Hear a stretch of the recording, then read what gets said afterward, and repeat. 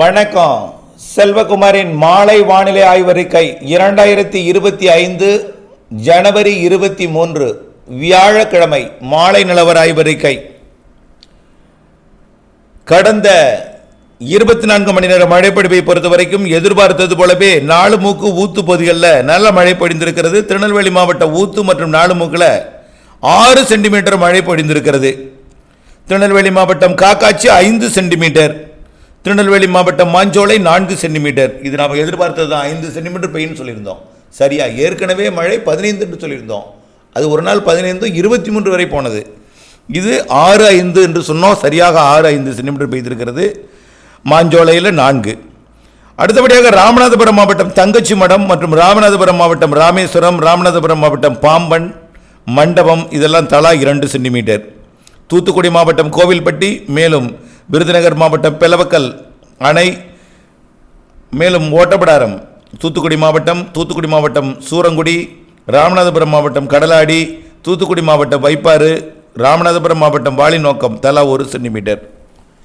அந்த மழைப்பொழிவு இன்றைக்கு காலையும் தொடர்ந்தது. தூத்துக்குடியில் அதிகாலையில் தொடர்ந்தது. காலை 8-9 மணிக்கு முற்றிலுமாக விலகிவிட்டது. இன்றைக்கு இப்பொழுது நாலுமூக்கு ஊத்து போன்ற பகுதிகளில் மட்டும் லேசான மழைப்பொழிவு தொடர்கிறது. அது காலை 11 மணி வரை நீடித்தது. அது இப்பொழுது தூறல் சாரலாக தொடர்ந்து கொண்டிருக்கிறது. நாளை காலை அந்த இடத்து மழை அறிக்கை வரும்பொழுது ஒரு 3 சென்டிமீட்டர் வரைக்கும் அந்த இடத்துல மழை பொழிந்திருக்கலாம். நேற்றைக்கு 6 சென்டிமீட்டர் வரைக்கும் பொழிந்திருக்கிறது. இன்றைக்கு ஒரு 3 சென்டிமீட்டர் நாலுமூக்கு ஊத்தில் பொழிந்திருக்கும், அவ்வளவுதான். இதற்கு மேல் அங்கே மழை வாய்ப்பு இல்லை, விலகிவிட்டது. ஆனால் இன்றைக்கு ஒரு நாள் இரவு நள்ளிரவு அதிகாலை வரைக்கும் குழப்பமான வானிலை. தூத்துக்குடி மாவட்டத்தின் தெற்கு பகுதிக்கும் திருநெல்வேலி மாவட்டத்தோட ராதாபுரம் மற்றும் கன்னியாகுமரி மாவட்டத்திற்கும் திருநெல்வேலி நாலுமுக்கு பகுதிக்கும் குழப்பமான வானிலை தான். மழை வாய்ப்பு இல்லை. தமிழ்நாட்டை பொறுத்த வரைக்கும் நாளை மதியத்தில் தென் மாவட்டங்களில் ஒரு குழப்பமான வானிலை நீடிக்கும். தவிர மழை வாய்ப்பு இல்லை. டெல்டாவிலும் ஒரு குழப்பம், அவ்வளோதான். நேற்றைய விட இன்றைக்கு பாதியாக குறைந்திருக்கும் மதிய மேகமூட்டணும். அதே போல் மதியம் பாதியாக குறைந்தாலும் பல்வேறு இடங்களில் அறுவடை விவசாயிகள் கைபேசி அழைத்து குழப்பமான வானிலைக்கு மழை பொழிவு அச்சுறுத்துமா என்று கேட்டு அதாவது பதட்டம் அடையும் அளவிற்கு பீதி ஏற்படுத்தும் அளவில் இன்றைக்கும் மேகமூட்டங்கள் காணப்பட்டது. நாளை இதைவிட குறைவான மேகமூட்டம் இருக்கும், ஆனால் மழைக்கு வாய்ப்பு இல்லை. அடுத்த மழைப்பிடிப்பு 30ஆம் தேதி தான். 29ஆம் தேதி மேகம் சூடலாம். 29ஆம் தேதி நள்ளிரவுக்கு பிறகு 30ஆம் தேதி அதிகாலையிலிருந்து அடுத்த மழைப்பிடிப்பு தொடங்கும். கண்டிப்பாக இலங்கைக்கும் அதே தான். இலங்கைக்கு 29ஆம் தேதி கண்டிப்பாக மழை தொடங்கினோம். இதில் இலங்கைக்கு தென் இலங்கையில் தொடர்ந்து மழை இருந்து கொண்டு தான் இருக்கும். அதாவது வடக்கு கிழக்கு மாகாணங்களுக்கு வாய்ப்பில்லை. கல்முனை மற்றும் ஹம்மந்தோட்டா, அதற்கு தெற்கே இருக்கக்கூடிய காலி, இன்னும் சொல்ல போனால் தென் கால் பகுதிக்கு கண்டிப்பாக மழை இருந்துகிட்டு இருக்கும். தென் அரை பகுதி அனுராதபுரத்திற்கு தெற்கே லேசான மழையும், திரிகோணமலைக்கு தெற்கே தூறல் சாரல் இருக்கும். கல்முனைக்கு தெற்கே உள்ள அம்மந்தோட்டா வரைக்கும் உள்ள பகுதிகளில் தொடர்ந்து மழை இருந்து கொண்டு தான் இருக்கும் எல்லா நாட்களுமே. மட்டக்களப்பு போன்ற பகுதிகளெலாம் சூறல் சாரல் லேசான மழைகள் இருந்து கொண்டே இருக்கும்.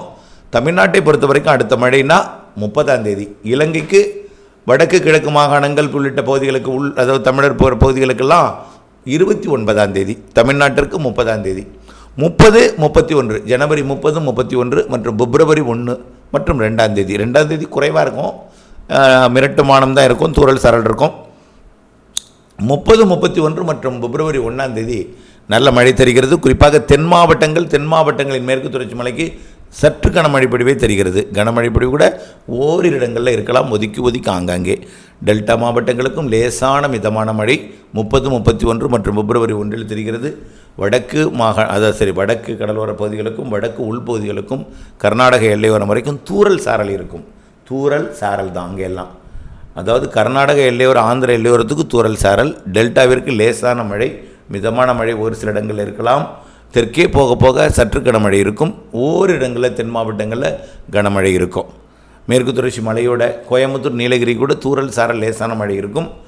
கொடைக்கானலுக்கு தெற்கே மிதமான மழையிலிருந்து தெற்கே போக போக சற்று கனமழையும், ஓரிடங்களில் நாலுமுக்கு ஊத்துக்கெல்லாம் கனமழை இருக்குது. மிக கனமழை பொடி கூட தெரிகிறது நாலுமுக்கு ஊத்துக்கெல்லாம். அந்த 30, 31ஆம் தேதி, பிப்ரவரி 1, 2 தேதியிலையும் நாலுமுக்கு ஊத்து இருக்கும். 4 நாளைக்கு இருக்குது நாலுமுக்கு ஊத்துக்கு. அதாவது பிப்ரவரி 2ஆம் தேதி வரைக்கும் திருநெல்வேலி கன்னியாகுமரி மாவட்ட இடைப்பட்ட மாஞ்சோலை போன்ற பகுதிகளுக்கு பிப்ரவரி 2ஆம் தேதி வரை இருக்குது. அதாவது இந்த மழை விலகியது, அடுத்த மழை 30ஆம் தேதி தொடங்கி 30, 31 மற்றும் பிப்ரவரி 1, 2 தேதிகளில் தான். ஆகவே 29ஆம் தேதி வரை பதட்டம் அடைய வேண்டாம். மேகமூட்டங்கள் வந்தாலும் அச்சப்பட வேண்டாம். அறுவடையை நிதானமாக செய்யுங்கள். உலர்த்துபவர் நிதானமாக உலர்த்தலாம். அதே போல் பூச்சி விரட்டி அடிப்பவர்கள் எல்லா பணிக்குமே உகந்த நாள் 29ஆம் தேதி வரை. 29 மதியத்திற்கு மேல் மேகங்கள் சூழும். மாலை இரவில் தூறல் காணப்படும். 30ஆம் தேதி கண்டிப்பாக மழை இருக்கும். 30, 31 என்பதை புரிந்து கொள்ளுங்கள்.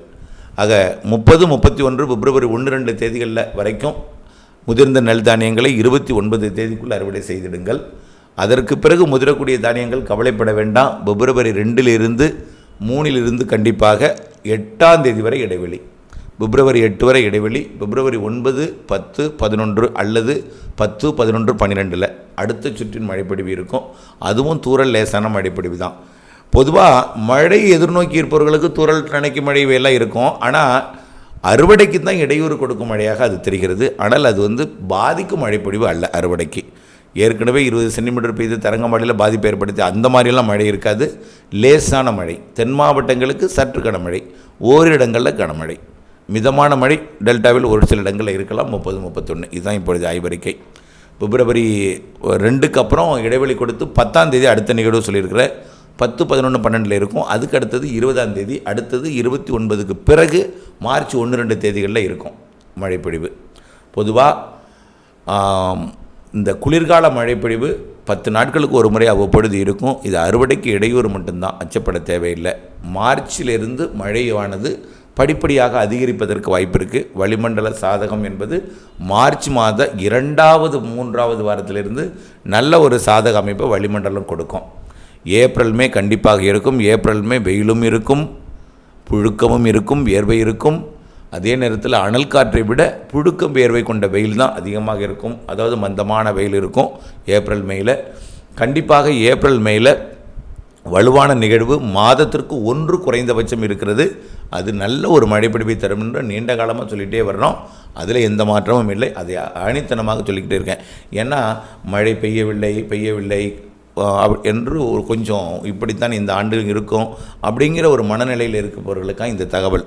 கண்டிப்பாக அந்த மாதிரி இருக்காது. 2024 விட 2025 பருவமழையும் அதிகம்தான், கோடை மழையும் அதிகம்தான். ஆகவே இப்பொழுதே உங்களுக்கு தெரியும், இலங்கையில் பருவம் தப்பிய மழை கடுமையான பாதிப்பை ஏற்படுத்தி இருக்கிறது. அறுவடை தானியங்கள் முற்றிலுமாக வெள்ளத்தில் மூழ்கி இருக்கிறது. கொஞ்சம் கூட மீட்டெடுக்க முடியவில்லை. மொத்தம் நாசம். தமிழர் பகுதிகளுக்கு மிக கஷ்டமான, அதாவது பொருளாதார நிலையில் சிக்கக்கூடிய இலங்கை அரசுக்கு அவர்கள் உயிர் வாழ்ந்து கொண்டிருக்கக்கூடிய நிலையில் அவர்களுடைய சொந்த ஒரு பொருளாதாரம் இழப்பு, கடன் இவையெல்லாம் கடுமையான சுமையில் தமிழர்கள் வாழ்வது வேதனை அளிக்கிறது. இந்த மழைப்பொழிவு அவ்வப்பொழுது இருப்பதும் வேதனை அளிக்கிறது. இப்படித்தான் இருக்கும். ஆகவே நாம் விவசாயத்தில் ரொம்ப திட்டமிட்டு நாம் எல்லா பணியும் செய்ய வேண்டும் என்ற காலத்தின் கட்டாயத்தில் இருக்கிறோம். ஆகவே மழைநீர் சேகரிப்பு அமைப்பை அமைத்து பெய்யும் மழையை சேமித்து தேவையில்லாத, அதாவது மழை இல்லாத நேரங்களில் கைவசம் நீர் வைத்து கொண்டு விவசாயம் செய்தால் கொஞ்சம் லாபம் அடையலாம். மழை காலத்தில் பயிர் செய்வதை விட கோடையில் பயிர் செய்வதற்கு கைவசம் நீர் வைத்தால் கோடையில் கூட நீங்கள் பயிர் செய்யலாம். தொடர்ந்து வானிலை ஆய்வறிக்கை கூட இணைந்திருங்கள். திட்டமிட்ட வேளாண்மை செய்திடுங்கள். நன்றி.